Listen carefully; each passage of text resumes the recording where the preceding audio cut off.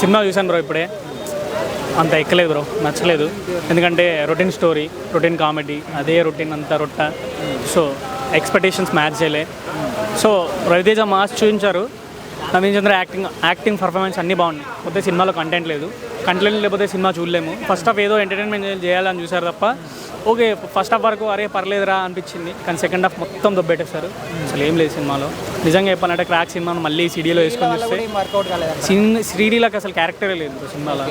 అంత క్యారెక్టర్ లేదు అసలు సినిమాలో. ఏ సినిమాలో కూడా క్యారెక్టర్ ఉండదు, ఓన్లీ డాన్సెస్కి మాత్రమే ఉపయోగిస్తారు సినిమాకి, అంతే. తనకు అంత మంచి క్యారెక్టర్ లేదు సినిమాలో. అంత నవీన్ చంద్ర గారి హీరో అని చాలా మంది అంటున్నారు. నవీన్ చంద్ర గారి పర్ఫార్మెన్స్ ఈ సినిమాలో పీక్, చాలా బాగా చేశాడు.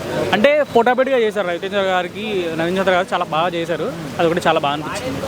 కామెడీ టైమింగ్ ఆది గారు, మన రాజేంద్ర కొన్ని కామెడీస్ ఫెయిల్ అయిపోయి, మరి ఎంత కామెడీ ఉన్నా కానీ కంటెంట్ లేకపోతే సినిమా నడవదు కదా. సో మనకు కావాల్సింది కంటెంట్, మనకు కావాల్సింది స్టోరీ, మనకు కావాల్సింది ఎంటర్టైన్మెంట్. అరే నీ సినిమాలో కూర్చున్న తర్వాత అరే నన్ను ఎంటర్టైన్మెంట్ చేయాలి, హీరోయిన్ స్టోరీని వేయాలి, అరే తర్వాత ఏమవుతుందని ఎక్స్పెక్టేషన్స్ గురి కావాలి, అరే ఏమవుతుంది నెక్స్ట్ అనేది అలా ఉంటుంది కదా. సినిమాలో అది లేదు బ్రో. సెకండ్ హాఫ్ మొత్తం నువ్వు ఏదంటే ఎక్స్పెక్ట్ చేస్తావో అదే జరుగుతుంది స్క్రీన్ మీద.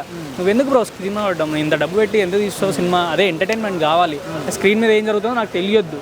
ఆ సినిమా ఏదో ఎక్స్పెక్టేషన్స్ పెట్టుకుంటాము, అదే మాస్, అదే ఎన్ని రోజులు బ్రో, అదే నచ్చట్లేదు. అదొకటి తగ్గించుకోండి. అందరూ మంచి కంటెంట్ తీసుకొని మంచి సినిమా చేసింది అనుకో, మేమే విజిల్స్ కొట్టి 100 crores మేమే ఇస్తాం కదా.